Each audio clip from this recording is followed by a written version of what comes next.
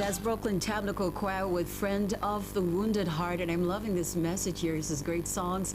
The recent immediate generation will appreciate that song's day before. Friend of the Wounded Heart, indeed. And Mama says, Friend of a Broken Heart. Have you heard Vicky do the song? No, I have not. Says, oh my God, I was so ministered to when I heard her sing. I think I did not even know my heart was broken behind all my bravado. But as she sang, Jesus, the all-knowing knower, reached behind the walls that hid me, and he met me where I was, and the healing begun.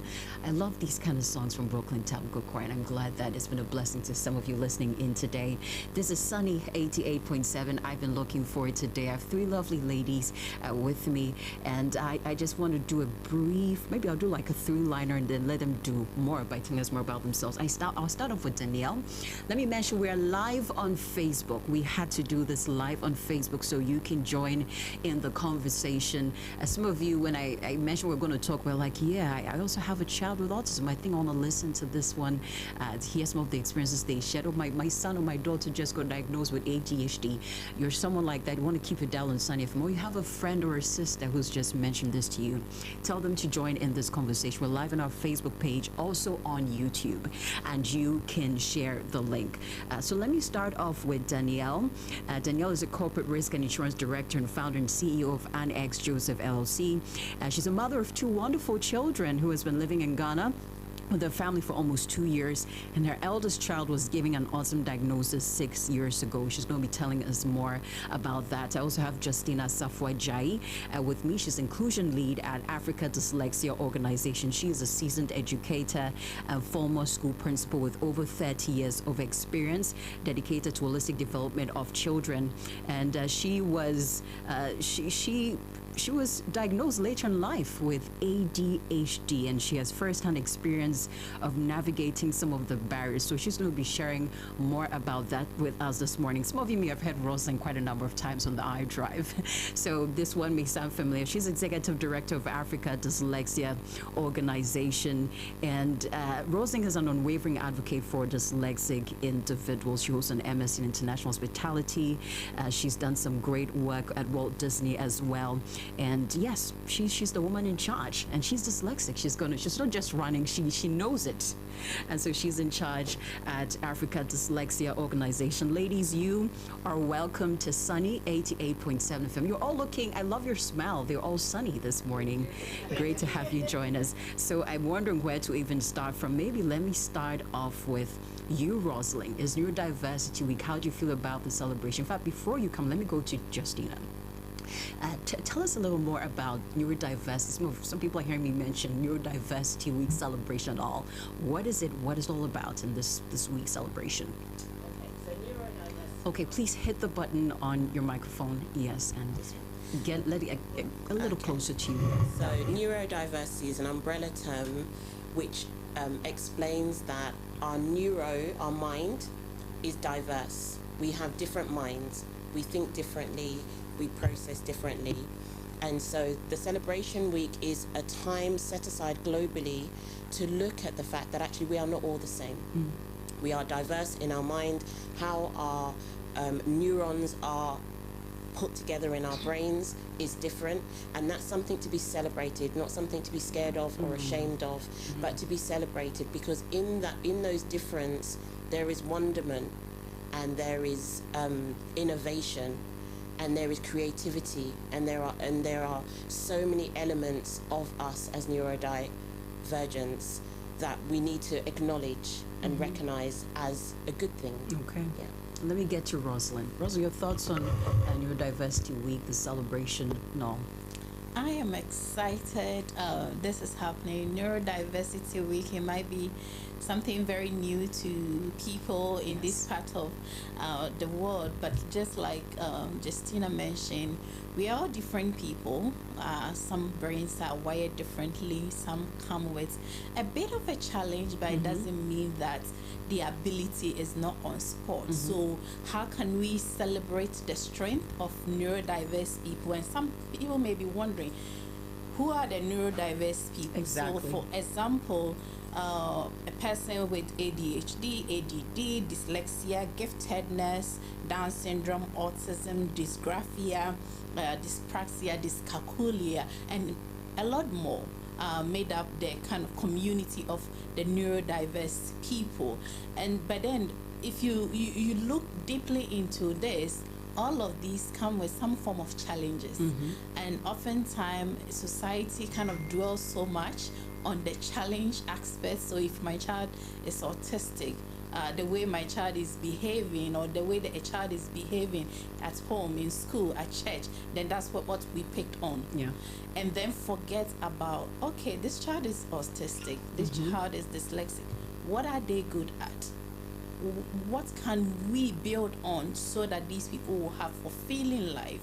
And there is so many research that is put out there that shows that neurodiverse people are some of the most creative, innovative minds that we have in this world.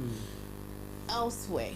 But then when it comes to our parts of the world, like in Africa, we tend to hide these children, especially our Down syndrome kids, our autistic kids, even dyslexia people. They will say that it's something of spiritual. So for neurodiversity, it is here for us to bring to light some of these strengths that we are blind to it, so that we celebrate them, we are aware of them. And if you're a parent and you have a child who falls within this bracket, this is the time to open your eye, so that we can all work together and make sure your child is on the right path, so that we also can have those innovators, creativeness on the continent. You're listening to us, and you have a friend whose child has received a diagnosis and they feel like this is the end for me and my child. Can you just go to Facebook and see these women seated? I think just seeing them is inspiring enough that this is probably the beginning of something more beautiful in your life. I see Odetola has joined us. Says hello, Odetola from Nigeria. Thank you for joining us, our sister from Nigeria. Let me get to Danielle. I loved it when Rosalind said we need to think about what thing these children are good at. And your child was diagnosed with autism. I want to first find out from you, what is he good at? What are some of the things you've discovered about him that just make you smile? So it's funny. So just to backtrack just a bit. So get a little closer for me. And then, sorry. Is yes, this, yes. Is Yes, this better? that's much great. better. So just to backtrack just a bit. Sure. Just to piggyback off of what Rosalind just said, in terms of finding out and highlighting what they're actually good at.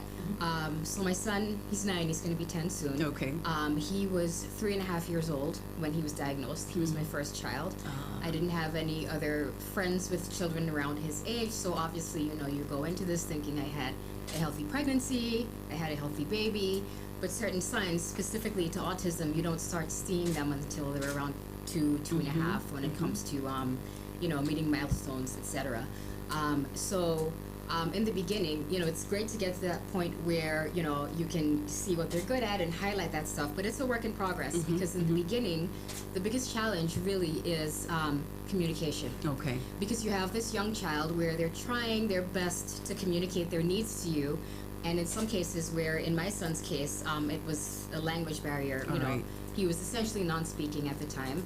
We weren't aware of why he was non-speaking, so a lot of frustration comes in where you think they're not understanding you, or like you said, you may think, oh, they're just misbehaving, they're being bad, they're not listening. Were you living in Ghana at the time? Oh, I was living in, we had just moved from the U.S. to Trinidad and Tobago. To Trinidad and so Tobago. we're okay. professional expats. We've been Okay. hopping around the world for a while now, but He has hopping parrots. he certainly does. But I think that's what it gives me so much passion to speak about this, because for every move we've made, he's always been at the forefront of it. So we just didn't decide we were going to move here. An opportunity came up for my husband's career for us to move here. Okay. But before we take any new opportunity, the first thing we do, we visit the country, visit the schools, make sure that there are supports in place. So just to jump a few years ahead, because I know we'll have an opportunity to get into that. Yes. But through getting a diagnosis, through jumping into therapy right away, I always say speech therapists, it's like I don't know what they do, but it's like magic. Yeah, and it is. now I say sometimes my son, it's like, okay, can mommy have a breather? Oh, boy. I went from praying and praying and praying that my son would speak to me. I know to that now, feeling. when I left the house, he said, mommy, what time are you coming back again? Oh. And if I say 9:30, 9:31, he's gonna He's gonna Mom, where call. are you? Okay. You know, but so my son is Wow. brilliant when it comes to math. Oh. He does his math homework manually. I take Okay. my iPhone out to double check to make sure. I'm like, how did you get that number? He is Yeah. brilliant.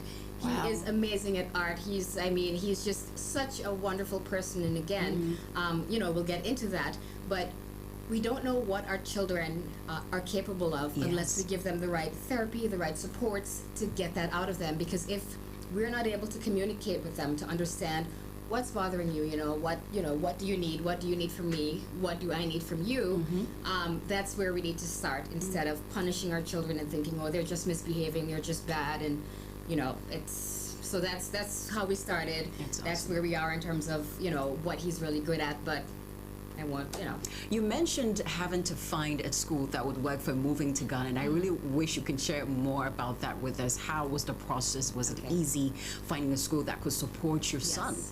So even with that, so I'll go back to one of Rosine's points as well. I don't, in forums like this, you know, I specify my son's diagnosis. Okay. But in general, I think, you know, we all have some little quirk about us that makes us different and makes us unique. Yeah. So for us, in terms of finding schools for not just my son, my daughter, she's neurotypical, but still, Okay. you know, we like to have them in the same environment. I don't necessarily focus on his diagnosis. I Okay. focus on him as an individual. Okay. And I think that's important for all children. Okay. You know, everywhere we've moved to, there's certain, you know, schools where they say this is the, you know, cream of the crop, this is where you need to go. And if your child is more outgoing and that's the school for them, that's fine. But we visited about 10 schools. 10. Yes. Okay. We're very thorough. And we narrowed it down to about 2. Okay. And, you know, I won't say names, but it's all within the area. And for us, what we needed was a school where there was a small class size. Okay. Where there was diversity, where there were a mix of neurotypical children, children with, you know, different needs. And so that's kind of how we narrowed it down. And, you know, again, I say this is not specific just to autistic children or children with ADHD. I honestly think we as parents need to kind of take a step back in terms of how we approach schooling for our children. Even me growing up, I was very quiet, I was shy. I'm a bit more outgoing now. But we shouldn't force our children into school systems that do not work well with their personalities, because we can be causing a lot more damage than we That's realize. And it doesn't come out, or it may be festering for a while, and they may not realize it until they're at university. So that's just my 2 cents in general on, you know, kind of how we approach the school search. And Justina, I'll be coming to you in a bit. I have Edmore Chingoy. We have some Nigerian viewers today. Says, I morning. love it when you talk about focusing on what neurodiverse people can do than their diagnosis. And first it says, God bless you for the enlightenment and encouragement. Daniela, I hope you can remember the first time you heard your son say a word or two. How did that feel? If you ask us, I'll cry. And Oh, relax. don't. So let's Just not you do can that. cry just a little bit. Okay, let me. But I will say, Yeah. I will say this.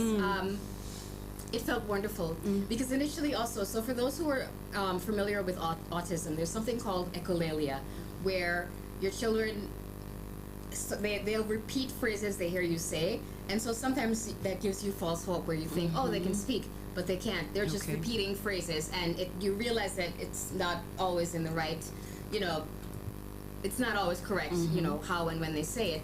So it wasn't more of his first words, but it was the first time I realized I could have a conversation with him. I asked him a question And he responded. about his day, and he responded, and it was just like, wow. But I had to control myself because I didn't want him thinking that what's Yeah, wrong? what's happening? What's happening? What's the problem? We're just having a conversation here, and you build on that. You know, so it's you notice the little things. Yeah. And you know, once you start to notice these little things, you don't have to rely on their weekly or bi-weekly therapy sessions. You know, as parents, as at home, you take what you're learning from their therapists and you just sort of build that into, you know, your daily routine. You know, you're in the car with them, you're getting ready for school in the morning, and that's how it works. Instead of just waiting, oh, I have two therapy sessions, you know, an hour each, and you know, that's it. No, we have to be actively involved as parents as well, 24/7. So Danielle, I'll come back to you because I want to know how your perspective on parenting has changed since you found out about your son's diagnosis. course. But let me get to Justina. Justina, ADHD. You were diagnosed as an adult. What is ADHD and how has it influenced your relationships, both personally, professionally? Yeah. Yes. So ADHD stands for Attention Hyperactivity Disorder, which actually is very contradictory when it comes to females. So the assumption and the stereotype that we have is boys predominantly who are very overactive, very energetic.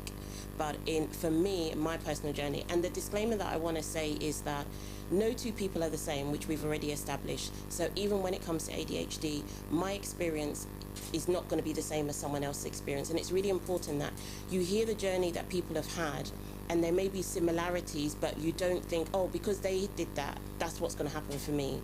So it didn't. So for me, for many, many years, my earliest memory that I can go back to was when I was about 10, and I was in class and I had to do a maths exercise, and there was like about 10 questions and I got 2 wrong. And my teacher was giving out everyone's papers, and he threw mine on the desk and he said, "You've got 2 wrong."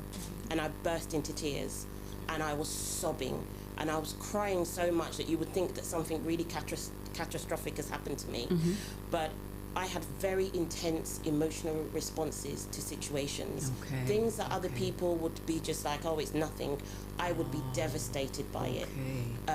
When there was change, if you brought change into my environment unexpectedly and you didn't prepare me for it, I found it very, very difficult to manage. I would become quite rigid, you know. So we were supposed to go to the seaside today, and now you said we're not going. I will shut down emotionally. I will not engage. I will not speak. I will find it really, really difficult to manage that, to know that you said this, but you did this. And as I got older, those things were still present, but I think it didn't really come to the fore until my professional career started.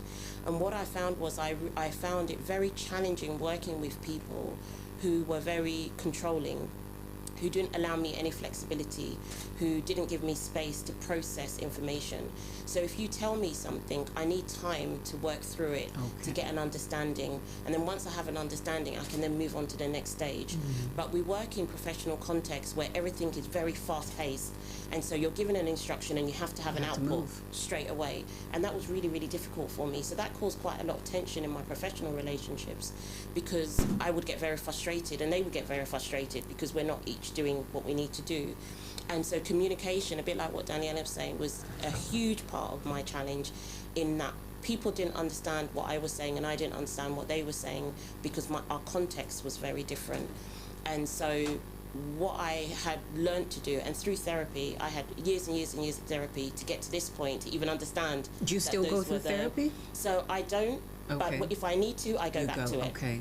And I think one of the things that, if no message comes out in this Neurodiversity Celebration Week, is other than therapy is an extraordinary tool that is really, really beneficial in order to develop the strategies, the resources, the mindset to navigate things that other people take for granted. And so we have a misconception in society that you only go to therapy if you're mad.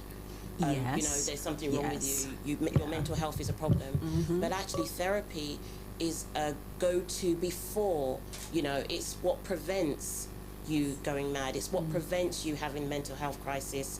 It's what helps you navigate these things and to help you overcome them. So we talk about early intervention. It's crucial, you know, getting therapy for children as early as you can is really, really important, because I had to learn the hard way and I had to learn it as an adult.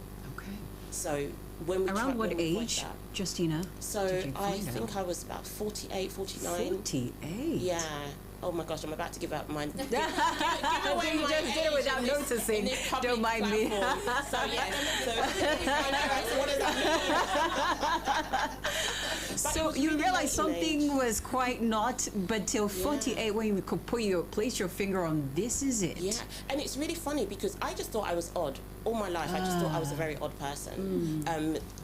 When people said jokes, I didn't understand it. What people found funny, I didn't find funny. What I found funny, they didn't find funny.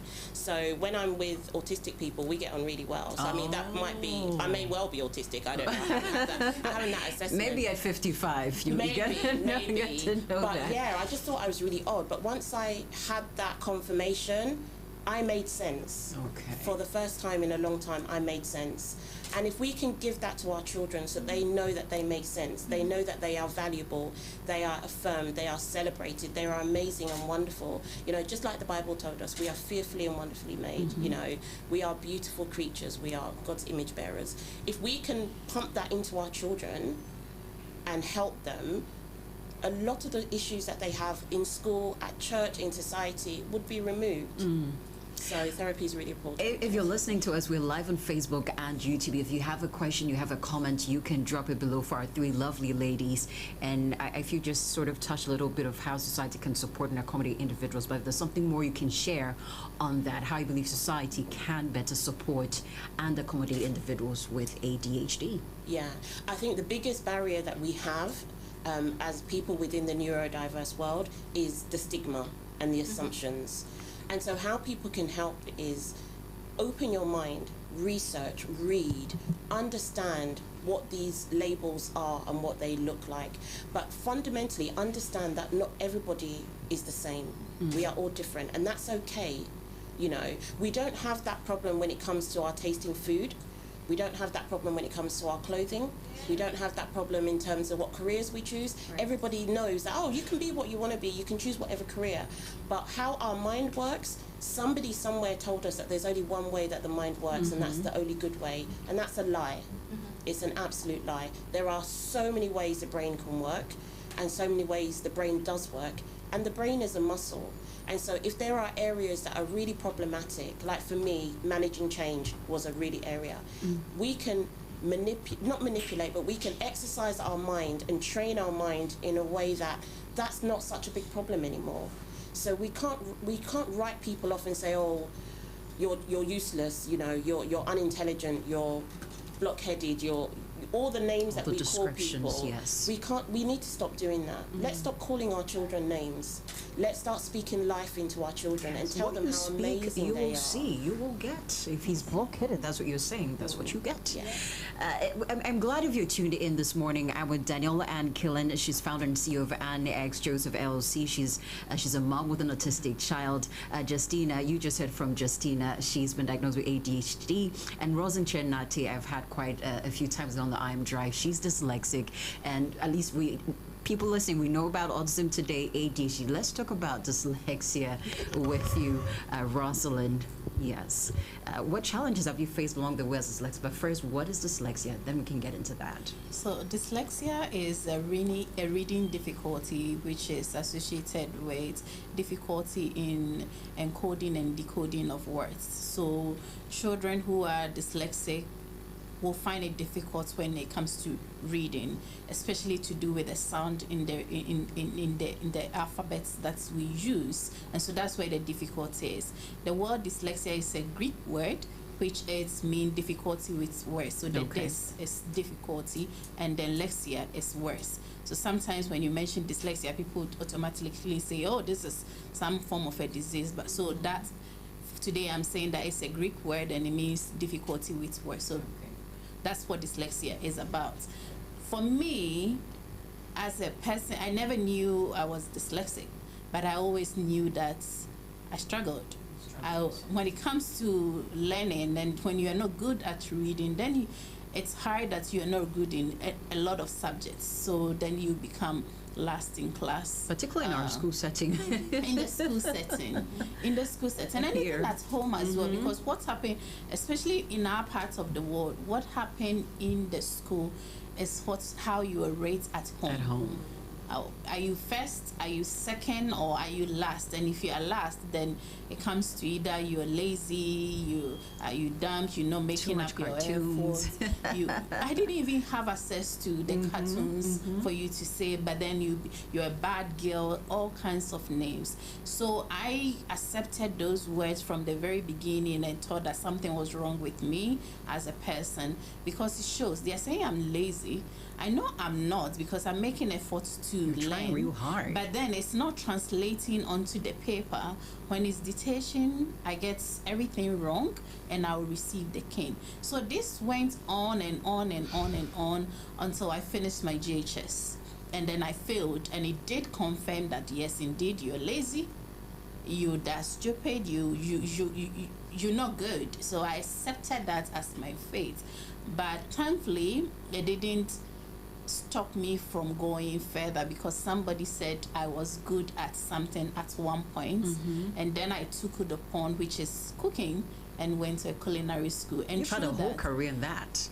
You see, so through that, I became like a young chef, started working in hotels, and then later in life, when I was at the mature student stage, I wrote an entrance exams and went to the university to pursue my master's, and went on to do my to bachelor's and then master's. So it was this at the master's level was when dyslexia came into being. And I tell you, the first time I did a screening on the International Dyslexia Association website, and everything that was there was me. Because they ask you questions. Do you find it hard to read in public? I hate reading in public. It gives me a lot of anxiety. Okay. Do you skip words when you're reading? I could see something boldly written, and I'll be saying different words to you. That's how my brain is working. So different words, kind of questions, and I went through, and I was like, this is me. Why is this describing me that they don't know? Why are they describing me? And so then I went for the diagnosis, which is a detailed assessment, and it did confirm that I'm dyslexic. And I'm like, so if I'm dyslexic, so that means I've been dyslexic all my life. While. And we don't Receiving know. canes. And receiving canes, and people putting labels on me. And so if not this gentleman, Evans, who said that, oh, you're good at cooking, then that means I probably would be somewhere in a town. What would I be learning? Because some of the thing was go and do hairdressing, go and learn how to sew. These are things I can't even do. Okay. So if I had gone through any of those paths, I would have lost on the way. Edmore is watching us, says, I can relate to Rosalind. Mental work was a hell of exercise, leading to caning and tears. Rosalind, you've had quite a career. You've had quite an experience, quite some good exposure along the way in life. And I want you to share with us some strategies that have been helpful in the workplace for you as a dyslexic individual. So even before I got to know that I'm dyslexic, I developed my own strategy of learning. Share with us. And in the junior high school level, what I used to do was I will go, they will ask you to be reading from paragraph to paragraph. Yes. And so most time I will go and sit at the back by my friend Anna, who is very, very good academically, and then count heads and know that, okay, from her to this guy, this is the paragraph I'm going to be reading. And then I'll ask Anna to be reading to me. And so by the time it gets to me, I will know some of the words. But guess what? Because of the whole anxiety, sometimes it gets to me and I have forgotten everything that has been read to me. And I would rely on my friends to help me in exams, which is not good. But then the one that really worked for me at the university level is I was recording all my lectures. So I had a recorder with me. They never knew, but I had it because I didn't know how they would perceive it if they knew that I struggled. So I record everything, and when I go home, hard work, re-listen before. Also, because I was doing hospitality management and I've worked in the hospitality industry for long, it was a little easy to kind of connect my practical sense to the theoretical aspects of the school. But then once I advanced, there were tools that I love to use. Grammarly is a very good one, so I have it on my emails that helps me to correct my grammar, because to date, as I'm sitting here, I don't know good grammar. I don't know what grammar is. I don't know where to put my punctuations, my full stops, and all that. Yes, she writes very beautiful posts on Facebook. Go follow her. because I use assistive technology. So we have the tools are available. Yeah, your computers that you use and everything. We have text to speech, speech to text. We have Grammarly. Now you even have ChatGPT, EditGPT, and all those coming. And people frown on, oh, but if you're using all these assistive technologies, like you're cheating. No, because if you put garbage in any of these assistive technology, it will give you garbage out. You can never bring out anything substantial.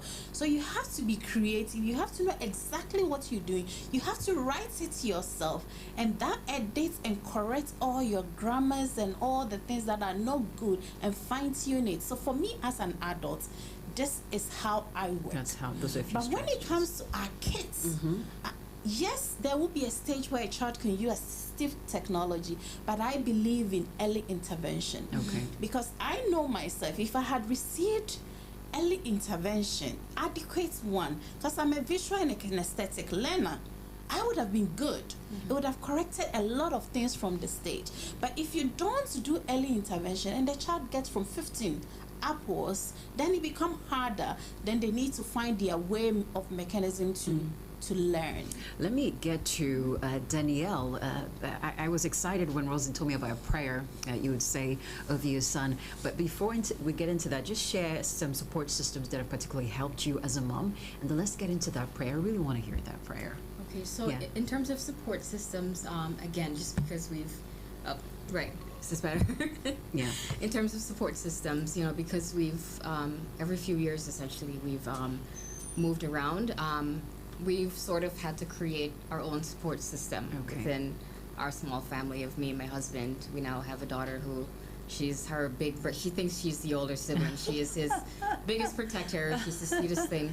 But, for us, it's, and for me specifically, we were having this conversation earlier where what I've started doing now is, instead of listening to experts, and I should have started by saying this, I'm no expert, so I just love to give my opinion as a parent in terms of, the things that we looked out for, in terms of schooling, different things you can do, because also with therapy, although it is incredible and it's amazing, in the past few years, we've lived in the U.S., we've lived in Trinidad, we've lived in the Cayman Islands, and now we're here. Everywhere we go, therapy is very expensive. So, it's necessary, but, the thing is also, there are some parents who are not able to access it. But there are certainly tools online, there are different things that you can do where you can work with your child versus just casting them aside and saying, they're bad, they don't want to listen, So there are definitely different tools that you can use to sort of help support your child, even in speaking with the schools, because no school is going to get it right. So, back to your point, we do that with our school as well. Although they're supportive, we may notice certain things over the weekend and just say, can we schedule a meeting with his team at school to say, this is something we've noticed, this is what we've done that's helped. So, if you see this within school, in the school day or the school week, this is how you can sort of implement a strategy to sort of help him. So it's always a team effort with the parents, the schools, everyone else. Just before you get into the prayer, I'm seeing, I'm looking at my time, and I'm looking at the great questions coming through in the comments. I'm like, Lord, I'm also trying to figure out how I'm going to do all of this. Oh, no. Fabia says, hi, JJD. Glad you have these amazing women in your studio. I want your thoughts on how to explain to our children how best to relate to neurodiverse children. For example, my 5-year-old daughter has a classmate with autism who's quite attached to my daughter. She would always want to hug her and give her a kiss, but would bite her off her or pinch her afterwards. My daughter's getting frustrated, and almost always the first thing she would want to bring up when I pick her up from school. Yeah, some this was parents have something that I actually wanted to bring up, and I'll try to. I naturally speak pretty quickly, so Sure. hopefully it's not too fast. But that's actually a huge issue, and I found that in terms of everywhere else we've lived, it's been the biggest issue here for us. So there's two things. First off, regardless of what your child's diagnosis may be, there also have to be boundaries. So that falls on the parents. So jumping to the part where the child may bite your child or something like that. The parents, you still, in whatever way you communicate, they need to understand boundaries and that things like that are not okay. However, it is so important, and we've experienced that here. It's so important for parents and teachers, and that's why I love that you go into schools and you educate teachers and parents and educators what to look out for, because a lot of little children, they're not aware of the fact that not every child is like me. Yes. And so if your child feels left out or if they feel bullied and it's not intentional, I don't necessarily blame the children because they're not aware of the fact that, wait a minute, not all children are different. So I think a lot of the onus falls on us as parents as well as the educators to let these children know that we're not all the same. We're all different. So you may see a certain child doing something or acting a certain way or speaking a certain way. It doesn't mean that there's anything wrong with them. They're just different, and they all want to be. They want to be your friend. They want to play. You may need a break sometimes because it may be overwhelming. But yes. we need to embrace them all. It's so important. Okay. And again, I say it falls on us as parents to begin with, to teach our children that not everyone is going to be like you, and that's okay. But everybody's going to score 18 over 18 in spelling like you. Just now, did you want to? Yeah, I could see you wanted to come in shortly on that. So I wanted to talk about the behaviours. Now, what we have to understand, and I 100% agree with you, Daniela, it comes to us as parents, and I also add educators in that. So what people have to understand is every single behaviour is a form of communication. Yes. Okay. Everything. So that child that's hugging and biting, there's something that they're communicating. And what we need to do is we need to work out what is it that they're communicating. And a lot of the times it comes down to their sensory experiences. So whatever is happening in terms of what they can see, what they can hear, what they can smell, what they can taste. And it's really, really important that we understand that. So for example, that particular child, it may be their way of expressing their excitement at being with their friend invokes them biting as a way of them saying, you're my person. Because they have no other Because they sensory don't have outlet. any Right. other way Yes, of communicating that. Yes. It might be that actually at that point that they bite, there might be a lot of noise going on and they don't know how to manage that. But they don't have the communication skills that they can say, it's really noisy in here, I'm really hot, my t-shirt is really itching me, I'm hungry, I want to sit next to you, I don't want someone else to sit next to you. All of these different things could be going through and it comes out in the behaviour. But what we've tended to do in society is we punish the behaviour that we think is not acceptable, and we don't have the patience to look at why is the behaviour happening. And it's really important to know why is the behaviour happening, because once you know the why, you can put in the strategies to support. And also, if children have sensory needs, there are resources. Yes. Like some children, they need things that they can bite on regularly whenever they need it. That will limit how much they bite other things because they have something safe to bite on. It might be the food that they eat. It might be what they're drinking. So I think there's a lot of education that's needed around what is creating the behaviour, what is trying to be communicated via the behaviour, and then how we as adults respond to it, because the children then will learn from us. If we are like, oh my gosh, I've been in schools where a teacher will be like, bite them back, they're biting, bite them back. If we role model those kind of responses, that's what the children will pick up. I guess I'm excited we're doing this because some people genuinely do not understand, do not know, and it takes interviews like this or listening to radio and catching a conversation like this to change our mindset. I have 2 minutes. I still don't know how we're going to, because I feel like I've just started with my questions, but we have to do this prayer. Tell me about this prayer, Julian. So Danielle, this prayer is, the past few months there's been a lot going on with me, and I have a neighbor turned dear friend who I've become close with in Ghana, and for some reason I just opened up about everything to her, and she has this prayer book. She said, give me 1 second. And she sent me about 10 prayers to address everything that I communicated to her, and it felt like these prayers were written specifically for me. But there were a few that she sent about my son, because he was going through something similar. And just quickly, to address the biting, because we're running out of time, I have a tool for that. So perhaps I'll go on Facebook after. Perhaps I can comment on on this. The conversation will be glad. Absolutely, We'll be I can link resources. Sure. But I would love to share this prayer because this is not specifically to autistic children. It's a prayer that I now pray every morning for my son. I've shared it with my husband. He does the same, and I think it applies for all of our children. So I'll try to slow down. Sure. Have a minute Take your left. time with that one. That's very important. Yes. It's like the most important part of this. So this prayer is about feeling loved and accepted as a child.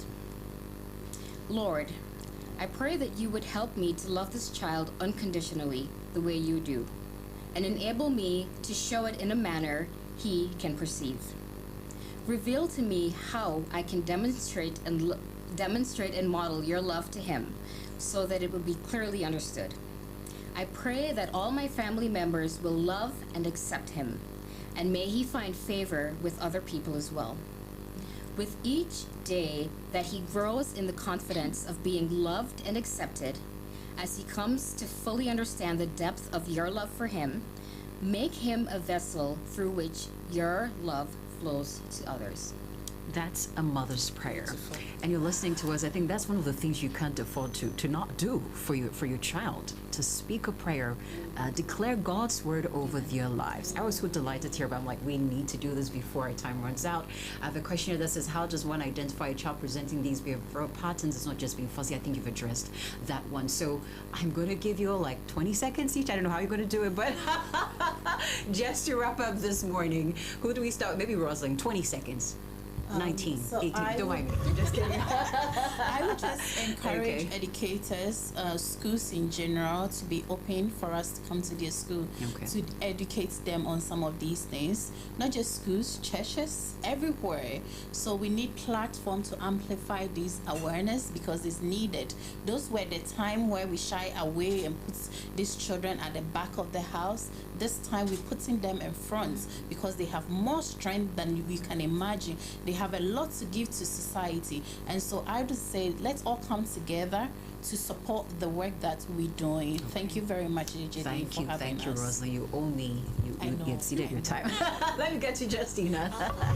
Okay, so Neurodiversity Celebration Week, our brains are all different and that is okay. And let's celebrate, start from a place of what we can do and build on rather than focusing on what we can't do. Because when we focus on what we can't do, we're at a deficit and it's very, very hard to overcome that. But if we focus on what we can do and build on it, we already have a foundation. Awesome. Let me get to you, Danielle. For me, I would say, especially for younger children, focus on your child as an individual. Just ignore all of the other noise. Don't compare your child to other children. Focus on them as an individual. If you have the resources, therapy is the most amazing thing. Even if you go to one session and you get some tools out of that session, there's so many different things, even on Amazon. Quickly, I just have to adjust the biting. My son, when he's anxious about something and he's not able to address it, we have a pack of 20, they're called chewy necklaces. So sometimes he needs them, sometimes he doesn't. He'll bite his shirt if he's anxious. And it's just a necklace and it doesn't look like anything. It's kind of a cool necklace and he can chew on that. So I say that to say there are very cost-effective different things that if we're not able to afford therapy, that we can access that can help our children to get through the school day. And if anyone has any questions, we can put my information out there. Yeah. Please feel free to reach out. I'm happy to share any resources that I have That's awesome. available So to you. number, can I get one number? When they get through to you, they can get through to everybody. They can WhatsApp 0243-535553, and if you're out of Ghana, please add +233 243 535553, or go to Africa Dyslexia. That's easier. .org, and you can get in touch with all of us. So when you reach out to Rosalind, you're sorted. You get everybody and anybody Yes. you need to get to. Oh, fabulous says thank you. That is very helpful. I have loved this. It's been very enlightening with you. And I was just thinking of the song "Just Be You" by Anthem Lights. For all of you out there. Yeah.